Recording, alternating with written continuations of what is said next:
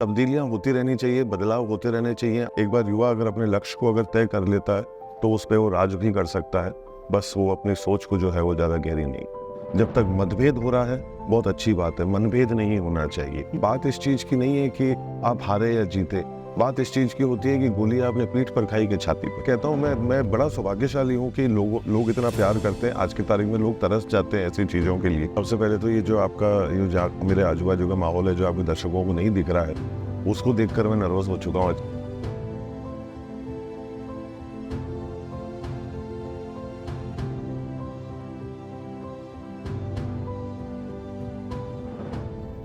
अच्छी सूरत को संवरने की जरूरत क्या है? सादगी में ही कयामत की अदा होती है।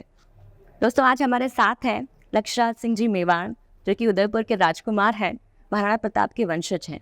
और ये पॉडकास्ट हम आईएमए के लिए कॉन्क्लेव 2024 के लिए शूट कर रहे हैं। सबसे पहले मैं आपसे पूछना चाहूंगी कि मैं आपको क्या कह के संबोधित करूं? प्रिंस कहूं, राजकुमार कहूं? सबसे पहले तो ये जो आपका मेरे आजू-बाजू का माहौल है, जो आपके दर्शकों को नहीं दिख रहा है, उसको देखकर मैं नर्वस हो चुका हूँ अच्छे खासे। जो लोग नहीं देख पा रहे हैं, उनको देखना चाहिए। यहाँ 3-3 कैमरा लगे हैं, ये 2-2 लाइटें लगी हुई हैं। चंद लोग जो हैं उसके पीछे बैठे होंगे, शायद इतना जो है वो पहले कभी इतना नर्वस जो है वो पहले नहीं हुआ। मैं मेरा खुद का नाम सोचने लग गया हूँ कि मेरा नाम क्या है इस माहौल के बाद। तो फिर मेरे को खुद को भी थोड़ा वक्त लग रहा है। और नहीं, पर मुझे लक्षराज का ये मुझे बहुत अच्छा लगेगा। घर वालों ने एक काम ये और अच्छा किया कि नाम अच्छा दिया है मुझे, जिससे मुझे बहुत प्यार है। तो आप इत्मीनान से जो है मुझे लक्षराज कहकर। ये जो आपकी सहजता है, आप शाही परिवार के हैं, बावजूद इसके आप आम जनता से बड़ी सरलता से जुड़ते हैं। तो जो ये व्यक्तित्व की सरलता है, ये कहाँ से आती है?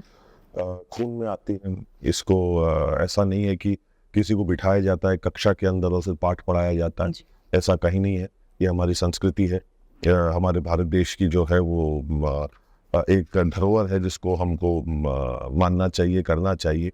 और सबसे पहली बात, दूसरी जगह अगर कहीं से आती है, वो भी रक्त से ही मिलती है और वो अपने माता पिता से देख के मिलती है। तो जो उनसे देखा, सीखा, समझा, अपने बड़े बुजुर्गों को देखा, घर के माहौल को देखा, वहाँ से ही चीज़ आई। मैंने कहीं आपको कहते हुए सुना कि 21वीं सदी जो है वो भारत की है जी। और इसके रास्ते शिक्षा से होकर इसके आते बाद हैं। मुझे स्टेज पे भी जाना है। अगर आप जितनी भी बातें मैंने इकट्ठी करी है, वो अगर आप सब बोल देंगे, फिर मेरे ये पास अलग मंच के लिए, ये अलग मंच के लिए, तो अच्छा, ये don't बात worry। दोबारा बोल सकते हैं इसको? बिल्कुल बोल फिर सकते हैं ठीक है। जी। नहीं, नहीं। मैं देखिए, इसमें कोई शक की बात नहीं। देखिए, नहीं, मेरा सवाल ये था कि शिक्षा से रास्ते जाते हैं, लेकिन कई लोग ये सोचते हैं कि भारत की शिक्षा प्रणाली बदली जानी चाहिए। क्या आप भी ये सोचते हैं? नहीं, देखिए, अगर इस विषय के ऊपर, इस मुद्दे के ऊपर, इस सोच के ऊपर विचार विमर्श हो रहा है, तो मैं बहुत संतुष्ट हूँ। जी। क्योंकि इसका मतलब ये है कि कहीं ना कहीं अपन एक सही दिशा के अंदर जा रहे हैं। जब तक मतभेद हो रहा है, बहुत अच्छी बात है, मनभेद नहीं होना चाहिए। जी हाँ। तो अगर शिक्षा को लेकर अगर लोग बेहतरी के लिए चर्चा करना चाहते हैं, आगे बढ़ने के लिए चर्चा करना चाहते हैं, तो इसका मतलब ये है कि 21वीं सदी के लिए भारत जो है वो तैयार है और ये रास्ता कहीं ना कहीं यहीं से गुजरता है। और ये तब्दीलियां होती रहनी चाहिए, बदलाव होते रहने चाहिए। आज की ज़रूरतें क्या है, उसकी नफ्स को जो है वो पकड़ने की एक आवश्यकता है। और सबसे युवा देश के तौर के ऊपर आने वाले समय के अंदर भारत जो है विश्व के अंदर, विश्व के पटल के ऊपर कहीं ना कहीं अपना स्थान जो है दर्ज करवाएगा। और उसके अंदर शिक्षा ही काम आएगी, और ये जितनी चर्चाएं होंगी उतना बेहतर है। बहुत सुंदर। आप महाराणा प्रताप के वंशज हैं। ये सोच के भी बहुत गौरव होता है, हमारी भारत भूमि से महाराणा प्रताप है, उनका पूरा जीवन मिसाल है। आज के युवा को उनसे क्या सीखना चाहिए? जिस क्षेत्र में जैसा जो जिसको समझ में आए, वो सीख लेने के लिए हमारे पास में वो एक विचार है पूरी तरीके से। तो आपने जिस दो पंक्तियों से या दो जुमलों से जिससे शुरुआत करी, मैं यही कहूँगा कि और उसी सोच को अगर आगे बढ़ाएं, उन्हीं पंक्तियों को अगर आगे बढ़ाएं, तो ये कहा जाएगा कि ये एक आग का दरिया है और इसमें डूब के जाना है। तो ये एक ऐसी सोच है ये। और मेरे को खुशी है कि ये इन दो कारणों की वजह से मेरा जो है वो आना हुआ इस शहर के अंदर भी। कल ही वीर शिरोमणि महाराणा प्रताप की एक प्रतिमा का अनावरण था। और हम कह के भी यही आए कि जो उनकी सोच है, जो उनकी विचारधारा थी, आज कहीं ना कहीं हम लोगों को उन नक्शे कदम पर चलने की आवश्यकता है। तो जो उनके गुण हमको पसंद आए, उसको हम उतार लें। चाहे वो दृढ़ संकल्प का हो, स्वाभिमान का हो, मेहनत का हो, अपने मातृभूमि से प्रेम का हो, और स्वतंत्र शब्द को जन्म देने का। तो कहीं कोई भी गुण हो, जो जहाँ व्यक्ति जैसा सोच सकता हो, उस गुण को जो है वो अपना ले। और किसी भी क्षेत्र के अंदर जिसमें वो कार्य कर रहे हैं, उसके अंदर उसको अमल करें। जी। लक्षराज जी, मैं मानती हूँ कि कोई भी व्यक्ति चाहे अमीर हो, गरीब हो, फेमस हो या शाही परिवार से ही क्यों ना हो, हर व्यक्ति के जीवन का अपना एक संघर्ष होता है। बिल्कुल, बेशक। आपके जीवन के क्या संघर्ष रहे और क्या संघर्ष हैं, कुछ उनके बारे में बताइए। जद्दोजहद तो रोज की है। अगर कोई आदमी ये बोल दे, कभी ज्यादा होते हैं, कभी कम होते हैं, पर मैं दो चीजों को ही गुरु मानता हूँ। लोग हमेशा नाम के पीछे दौड़ते हैं, मैं केवल अपने दुश्मनों को गुरु मानता हूँ और मैं संघर्ष को गुरु मानता हूँ। ये दो लोगों से आपको सब कुछ सीखने को मिलता है और ये आपको अनुशासित भी रखते हैं। बिल्कुल। नहीं तो इंसान जो है वो बड़ा बेकाबू सा जो है वो हो जाता है। तो वो आपको ये कहीं ना कहीं हौसला अफजाई भी करते हैं, क्योंकि दुश्मन आपके यही चाहते हैं कि आप आगे ना बढ़ें। और संघर्ष भी जो है वो कहीं ना कहीं एक बाधा के रूप में आपके जीवन के अंदर आकर जो है वो उतरता है। तो ये दोनों चीज़ें जो हैं वो चुनौती की जैसी होती हैं। तो मेरे पास नाम नहीं है, मेरे पास ये दो गुण ज़रूर है जो मैं कहूँगा कि और वो कुछ भी हो सकता है, वो बदलते रहेंगे। तो वो उनकी इतनी अहमियत नहीं है हरकतों की जितनी सोच की है। तो जितनी ये अपने सामने आए, आप कभी कई बार चाहते हैं कि आपके व्यवसाय में या कार्यों में चीज़ जिस दिशा में जाए वैसा नहीं होता है, तो वो अपने आप में एक चुनौती हो जाती है। कभी आप कोई कॉन्ट्रैक्ट को किसी एक अन्य कंपनी को खो बैठते हैं, तो वो एक चुनौती होती है। तो इस प्रकार की चीज़ें जो हैं वो जीवन में उतार चढ़ाव की जो है, चाहे कई आपके मिलने वाले करीबी लोग होते हैं, वो आपके साथ में कई बार वो चीज़ कर जाते हैं जो आप नहीं उम्मीद करते हैं। तो इस प्रकार की चुनौतियां हर व्यक्ति के जीवन में आती हैं। पर जैसे कि मैं अक्सर ये भी कहता हूँ कि बात इस चीज़ की नहीं है कि आप हारे या जीते, बात इस चीज़ की होती है कि गोली आपने पीठ पर खाई के छाती पर। ये तो मारने वाले की भी बात है जी। वो है, पर वो आप पर वो हम कैसे निपटेंगे उन चुनौतियों बिल्कुल से, सही, वो वाली बात है कि आप जो परिस्थिति, जो हालात, जो मंजर आपके सामने जो आकर खड़े हो गए हैं, तो उनको, उस चुनौती को कैसे आप देखते हैं। तो आपका जो जवाब है ये एक साधारण इंसान से बिल्कुल मेल खाता है और ये जोड़ता है। मुझे ये बताइए, माता पिता के अलावा और कौन सी ऐसी शख्सियत या व्यक्तित्व रहे जिन्होंने प्रभावित किया? फौज में मैं वापस यही कहूँगा कि मेरे पास वापस कोई नाम नहीं है, मेरे पास वो संस्थाएं हैं।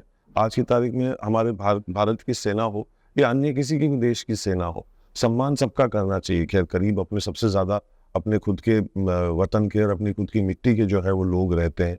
और उसमें मैं यही कहूँगा कि बहुत प्रेरित किया है हर चीज़ के अंदर। मतलब आप वापस सही जो है गुणों की अगर अपन बात करें, तो आज वो अपने जवानों के अंदर नजर आती है, उनके आंखों में दिखाई देती है वो जज्बा, वो जुझारूपन, वो कर्मठता जी जो दिखती है, वो वाकई में प्रेरणा के एक स्रोत है। जी।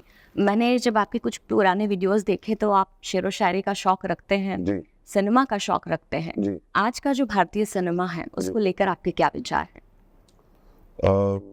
देखिए, जो जैसी जो चीज़ बना है इसमें कोई सही गलत नहीं, पर मैं ये ज़रूर कहता हूँ कि अक्सर ऐतिहासिक तथ्यों को लेकर जो है वो फिल्मों का या मनोरंजन का विषय नहीं है। जी आज की तारीख में जो है वो एक व्यवसाय का एक क्षेत्र है, कला का एक क्षेत्र है, जिसको उस कदर से इस्तेमाल या उसको उस तरीके से देखा जाना चाहिए। पर इसके अंदर हम लोग जो है, किसी ने अपनी कुर्बानी अगर दी है, तो उसको हम लोग एक मनोरंजन के अंदर जो है वो तब्दील कर दें, एक पैसे कमाने की सोच के साथ में रख लें, तो वो हमारे जैसे लोगों को थोड़ी सी कम समझ में आती है। सिनेमा हम देखते हैं, कदर करते हैं सिनेमा की और कला की, और काफ़ी अरसों से परिवार भी जो है वो इस कला को जो है वो सहायता करता हुआ आया है। ऐसा नहीं है कि हम लोगों का इस चीज़ से नहीं है, पर जब लोग क्रिएटिव लाइसेंस के अंदर जो है उस चीज़ को थोड़ा सा लंबा खींच लेते हैं, उस चीज़ की थोड़ी कदर करना या इज्जत करना हमारे लिए थोड़ा मुश्किल हो जाता है। पिछले कुछ समय में आपकी सामाजिक सक्रियता जो है वो बढ़ी है, अरे वाह। तो क्या आने वाले समय में राजनीति के दरवाजों की तरफ ही आपको ले जाएंगे? नहीं, ये सबसे पहली बात तो है कि आने वाले समय के अंदर मेरी सक्रियता बढ़ी है, ये सवाल बुनियादी तौर पे ही गलत है। सबसे पहली बात तो, क्योंकि जब से मैं विदेश से मैं लौटा, जब मैं बाहर था, मैं ऑस्ट्रेलिया में था, मैं 2006-2007 में वापस आया, तब से मैं सामाजिक कामों के अंदर लगा हूँ। ये जब चुनाव आने लग जाते हैं अचानक, तो लोगों को केवल लक्षराज सिंह मेवाड़ और सक्रियता, ये दोनों चीज़ें जो है पर्यायवाची लगने लग जाती हैं। तो तब जो है वो लगता है कि कुछ ना कुछ हो रहा है। पर जब से मैं 2007 से जब से मैं वापस लौटा, 15, 16, 17 साल हो गए मेरे को इन कार्यों को करते हुए, और ये मेरे पुरखे करते हुए आए हैं। 1500 साल से मेवाड़ जो है वो सेवा करता हुआ आया है, और मेरा सौभाग्य है कि मैं भी उसी नक्शे कदम के अंदर अपनी तरफ से जो है वो मैं जो कर पा रहा हूँ वो मैं करने का प्रयास कर रहा हूँ। तो मुझे बड़ी खुशी है जो प्यार अपनत्व जो है जो मेरे को लोगों से मिला। पर राजनीति में ऐसे लोगों की नितांत जरूरत होती है, जी होनी चाहिए, जो जी सीधे जुड़े हों मिट्टी से, और आप जुड़े हैं। नहीं तो मैं सीधा सवाल फिर से वही है कि क्या नहीं राजनीति मैं कर मैं सकते हैं? नहीं मैं कहता हूँ मैं बड़ा सौभाग्यशाली हूँ कि लोग इतना प्यार करते हैं। आज की तारीख में लोग तरस जाते हैं ऐसी चीज़ों के लिए। जी तो ये मैं ज़रूर कहूँगा कि मेरे लिए बड़ी खुशी की बात है, पर ये भी कहता हूँ कि सेवा केवल और केवल राजनीति के माध्यम से नहीं हो सकती है, और अन्य रास्ते भी हैं जिन रास्तों से हम लोग इस कार्य को कर रहे हैं और बखूबी सफलता से जो है वो कर रहे हैं। चाहे वो शिक्षा प्रदान करने का काम हो, चाहे वॉर विडोज को मदद करने का काम हो, सेना के साथ में करने का काम हो, कंजर्वेशन का काम हो, कला के क्षेत्र में काम हो, संगीत के क्षेत्र में काम हो, ये सारे काम आज भी जो है हम लोग जो है वो कर रहे हैं, और बड़े अच्छे, अगर मैं खुद स्वयं अगर कह सकूं तो बहुत अच्छे ढंग से तरीके से जो है इसको किया जा रहा है। जी। कई लोगों ने आपसे कहा होगा कि युवराज सिंह आपकी तरह दिखते हैं। जी। किसी ने ऐसा कहा कि जो रैपर सिंगर बादशाह हैं वो भी आपकी तरह दिखते हैं? या वो बहुत कम लोगों ने जो है वो मैंने ऐसा सुना है, पर युवराज का जो है वो या मैंने मतलब ज्यादा यहाँ जितने लोग हैं शायद वो भी मेरी बात से अग्री करेंगे। जी। अब जी। चलो ये बात तो तय हुई कि और भी लोग बैठे हैं और आपने माहौल जो है वो पूरा यहाँ पर जो है जिस बाहर आपका इंतजार है। जो मजा इंतजारी में है वो असले यारी में नहीं ना। शाही परिवार की होली के बारे में कुछ बताइए, अभी होली का त्योहार आने अब वाला मुझे ये समझ में नहीं आता कि लोग जब ये पूछते हैं कि शाही ये शाही वो, उसका ऐसा बताइए। मैं आपको एक बात बताता हूँ, जैसे जो सबकी क्रिया रही है इस पृथ्वी पर आने की, वैसी ही मेरी रही है। बिल्कुल बिल्कुल सर। मेरे घर वालों ने कुछ अलग अलग नहीं नहीं की। किया। तो और दूसरी बात है कि होली जैसी हमारी होती है या किसी और की होती है, वैसे ही सबकी होती है। ये त्योहार सबका है, ऐसा नहीं है और जो कि सांस्कृतिक धरोहर, जो परंपरा आप कैरी करते हैं, हम बस अब देखिए इसमें मैं हमेशा इस बात को लेकर मैं ये कहता हूँ कि कुछ लोग हैं जो इन चीज़ों को निभाते हैं और कुछ लोग हैं जो नहीं निभाते। जी। अब अक्सर अब होने क्या लगा है, धीरे धीरे ये चीज़ें कम होने लग रही थी। अब वापस मैं देख रहा हूँ कि लोग अपनी संस्कृति, अपनी धरोहर के प्रति वापस जागरूक हो रहे हैं, वापस उस दौर के अंदर जो है वो वापस जाना चाहते हैं, उस कार्य को अच्छी तरह से करना चाहते हैं। युवा वापस उस चीज़ को ढंग से करना जो है वो चाहता है। इस चीज़ की बड़ी हमारे को खुशी है। अरसों से ये परंपरा घर पे चलती हुई आ रही है, हम लोगों ने इसको आगे भी जारी रखी। लोग इससे अलग चले गए, कहने लग गए कि अरे ये तो 18वीं सदी या 16वीं सदी की सोच है, ऐसे कौन करता है। होली केवल जो है वो रंगों के त्योहार तक सीमित रह गया था। दहन का जो काम होता है, होली के दहन का, वो एक दिन पहले का, उसको लोगों ने करना छोड़ दिया था। पिछले कुछ वर्षों के अंदर वापस लोग उस चीज़ के अंदर जुड़ गए, पर आज से 20 वर्ष पहले वो दौर इतना नहीं था, लोग इस चीज़ के प्रति इतना नहीं लगाव और जुड़ाव जो है वो रखते थे। अब पुनः रख रहे हैं, अच्छी बात है, खुशी की बात है। अपना त्योहार है, भारत का त्योहार है, सबको बड़े हर्ष और उल्लास से मनाना चाहिए। जी। तो आपको होली की अग्रिम बधाइयाँ। आपको भी बहुत बहुत शुभकामनाएं। राजपूत पुरुषों को खाना बनाने का बड़ा शौक होता है, जी। आपको भी यह शौक है? अच्छा, मुझे ये नहीं पता था कि केवल राजपूत पुरुषों को ही जो है वो खाना बनाने का शौक होता है।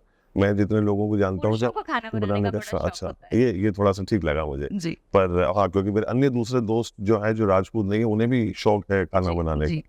और बिल्कुल इसमें कोई शक की बात नहीं, क्योंकि घर पे माहौल ही वही रहा कि बनाने का, खिलाने का, बैठने का, चर्चा करने का। क्योंकि लोग जो घुलते मिलते थे वो इसी प्रकार से घुलते मिलते थे।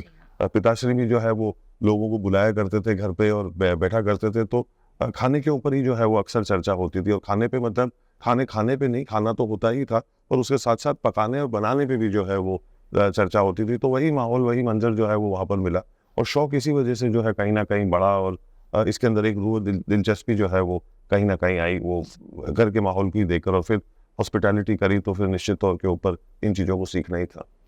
जब आपसे बात करते हैं तो एक अंतर्दृष्टि दिखाई देती है, जीवन के प्रति आपकी फिलॉसफी या दृष्टि क्या है?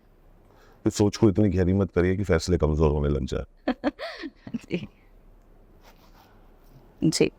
आपके कामों से हम काफी कुछ देखते हैं, सीखते आपने हैं। कहा था कि वो जवाब मुख्तसर से रखने हैं, हाँ जी छोटे से रखने जी हैं। जी जी जी।